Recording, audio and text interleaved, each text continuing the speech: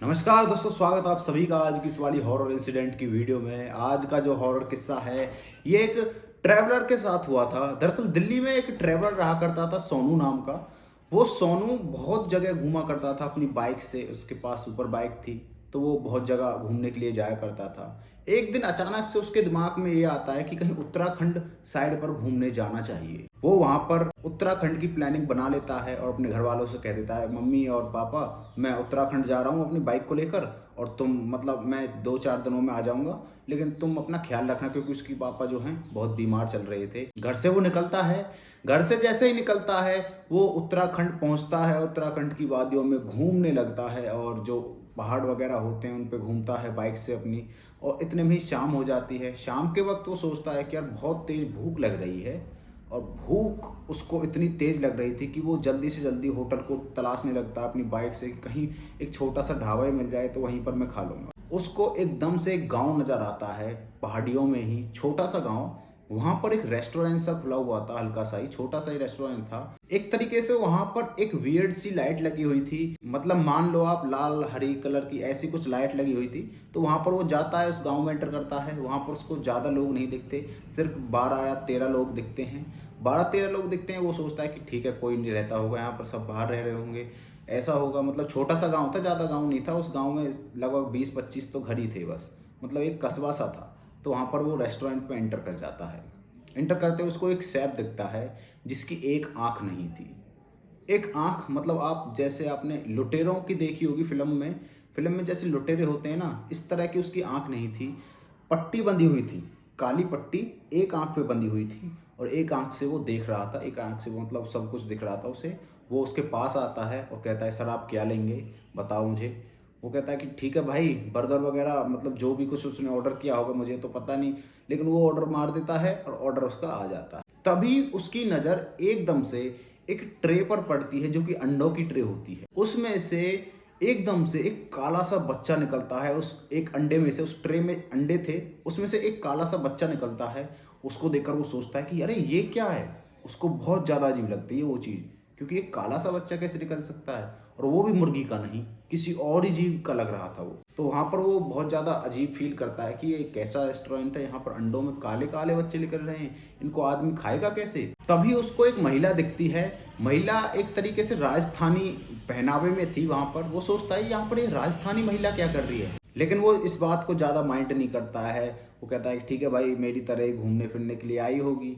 लेकिन उसको एकदम से एक जो ब्लैक कॉफ़ी होती है ना, उस तरीके की चीज़, जो एक मैं कैसे बताऊँ आपको, एक टीन का डब्बा सा होता है, उस टीन के डब्बे में से ब्लैक कॉफ़ी सी ऊपर की तरफ बह रही थी। मतलब एकदम से ना ही कुछ उसमें था, मतलब नॉर्मल टीन का डिब्बा था, उसमें से ब्लैक कॉफ़ी ऊपर की तरफ बह रही थी। जैसे ही उसने वो चीज़ देखी, एकदम से लाइट वहाँ पर बंद हो जाती हैं, और वो एकदम डर जाता है कि मतलब ये क्या हो गया। बहुत ही सुनसान इलाके में था वो गांव।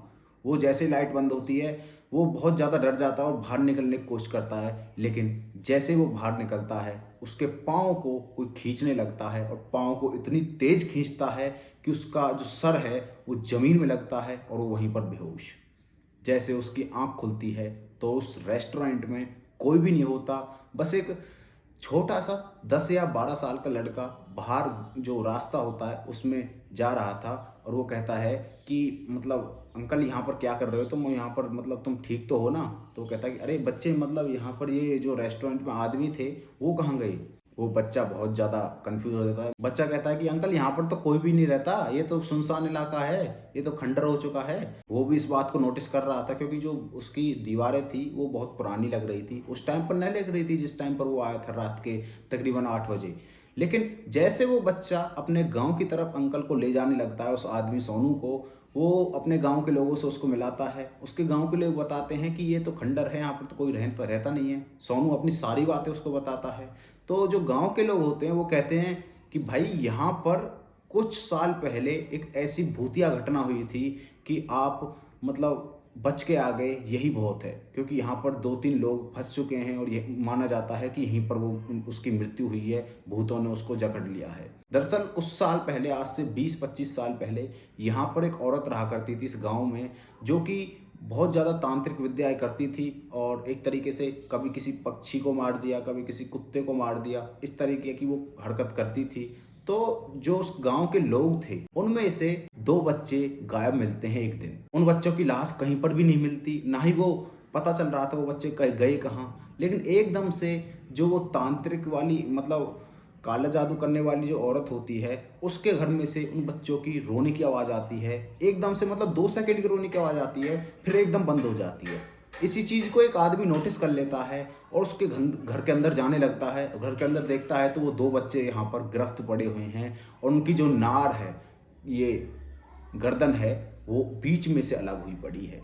एक तरीके से बीच में से क्या कह सकते हैं, मतलब ये वाला हिस्सा सही है और बीच से बिल्कुल खाली है। मतलब जो ये आवाज बोलने वाला होता है ना, ये बाहर निकला हुआ है और वो बच्चे बिल्कुल मरे पड़े हैं। तभी उस औरत के 4 बच्चे होते हैं। उन बच्चों को पकड़कर गांव वाले आग में जिंदा जला देते हैं उसी औरत के सामने। कुछ दिन बीतते हैं तो उनको पता चलता है कि एक दिन 4 बच्चे गांव में से गायब हैं और उनकी जो लाश है वो तालाब के पास पड़ी है। और वो इस चीज को समझ जाते हैं कि ये कांड उसी औरत ने किया होगा। तो वो उस औरत को पकड़कर बीच चौराहे पर जिंदा जला देते हैं। जैसे उस औरत को जिंदा जलाते हैं वो चीखती चिल्लाती अपने मतलब प्राण छोड़ती है।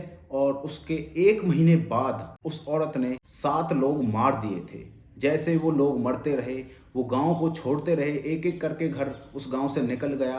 अब फिलहाल वो गांव बिल्कुल सुनसान है, वहां पर कोई भी नहीं जाता और तुम पता नहीं कैसे बचकर आ गए। यहाँ पर अभी भी 3-4 लोगों की मृत्यु हो चुकी है। तो ये थी आज की कहानी जो हमें सोनू ने बताई थी। वीडियो आपको कैसा लगा? वीडियो अच्छा लगे तो वीडियो को लाइक एंड चैनल को सब्सक्राइब कर देना। मिलते हैं किसी नेक्स्ट वीडियो में, तब तक के लिए बाय बाय।